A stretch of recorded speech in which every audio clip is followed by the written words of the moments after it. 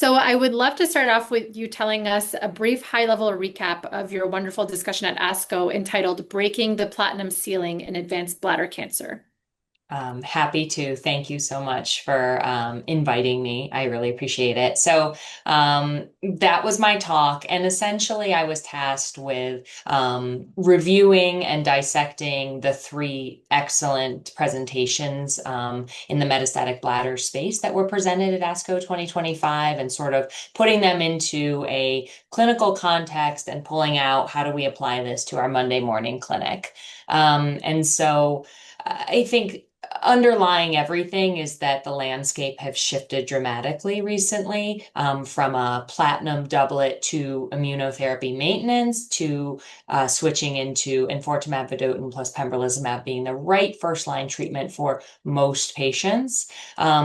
The first of the three studies was the JAVELIN Medley study. And so this was an interim analysis of one of the arms of this study, which was avelumab maintenance with sacituzumab govitecan compared to avelumab maintenance as sort of this first line maintenance. So all the patients had already gotten gemcitabine and platinum.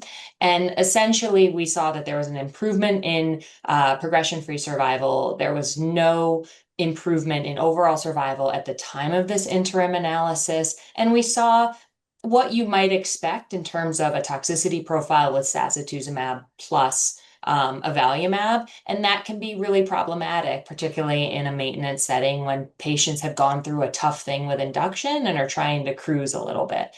Um, the next study that I talked about was CheckMate 901. And so this was looking at ipilimumab plus nivolumab compared to gem-carbo in a cis-ineligible population as first-line treatment. The study had two primary endpoints. So that was overall survival in a cis-ineligible population and overall survival in patients who are PD-L1 positive.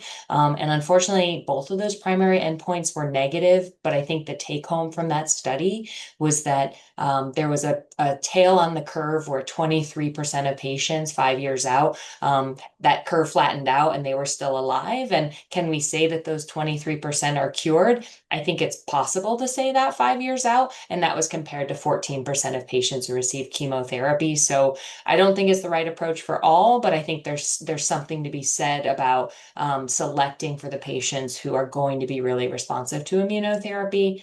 And then the third study that I talked about, I think, is the most relevant for our current standard of care, which was an exploratory analysis of the patients who had a response on EV302. So this was looking at sort of how they did over time. And one of the biggest things that I tried to pull out of the great data presented by Dr. Gupta was that of the patients who had a CR, 75% of them had not progressed 2 years out. That is incredible. And that's compared to 43% of the patients who received chemotherapy. I think it's possible that patients with metastatic urothelial cancer can be cured. I think that's what this shows us.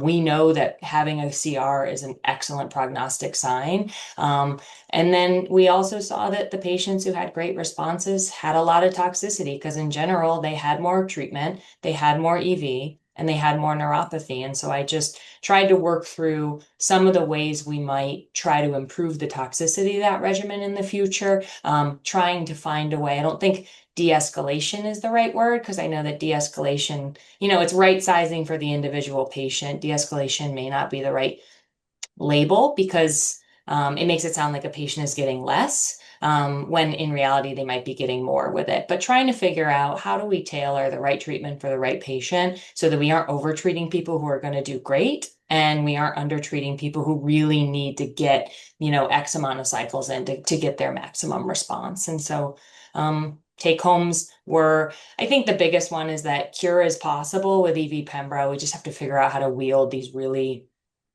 um, you know, really big tools with big side effects. And that I think there's a lot to be learned about the Ipi-Nivo and there's a lot to be learned from the sacituzumab. But given how our field has changed and those were built in the old paradigm, I don't think they have a place in our current landscape. Absolutely. And I think to your point, it was extremely exciting to see the rate of continued response for patients that achieve CR. And I think that's very meaningful when we're having those discussions in clinic with our patients to explain to them what they can expect if they do achieve that CR. And Totally. and do you feel like any of these three trials have changed the way that you practice, or is it just sort of practice reaffirming? I think that these three are largely practice reaffirming. I'm not using Ipi-Nivo for anybody with UC right now. I am not adding sacituzumab to maintenance avelumab because I'm not using maintenance avelumab. I think that that study gave us some important data. It said that there's an improvement in progression-free survival, but it's almost it is sort of a defunct framework for how to treat now. And so I'm not using that. And we didn't even talk about the added complexities of knowing that sacituzumab is a drug that has activity, but does not have that FDA approval at this time anyway, even as monotherapy, because of the results of the phase 3 study. So for me, practice affirming, but has me thinking about the toxicities my patients incur with EV Pembro, and has me thinking about, I think, it's not that it has me thinking about should I be taking a break. I think we all know we have to take breaks. Like, it's not up to us, it's going to happen. And I try to tell my patients that, like, you didn't let me down, you were not tough enough, this is coming, I'll tell you when it happens, and this is a marathon, not a sprint. And so if anything, I think it sort of changed my conversation, and added some nuance to the conversation I have with patients in clinic.